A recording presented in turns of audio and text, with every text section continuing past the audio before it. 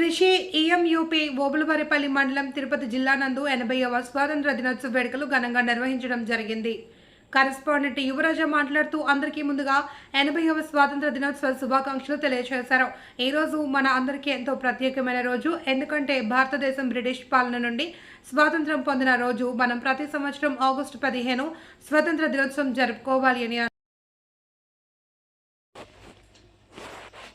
స్వాతంత్ర సమరయోధుల వేషధారణలో విద్యార్థులు ఎంతో చక్కగా ఉన్నారని, అల్లూరి సీతారామరాజు, ఝాన్సీ లక్ష్మీబాయి, రుద్రమదేవి వేషధారణలో విద్యార్థులు ఎంతో చక్కగా ఉన్నారని కరెస్పాండెంట్ యువరాజు వారికి ప్రత్యేక అభినందనలు తెలియజేయడం జరిగింది అని, స్వాతంత్రం ఎందరో మహనీయుల జీవితాల త్యాగ ఫలితమే మనకు స్వాతంత్రం రావడం జరిగింది అని అన్నారు.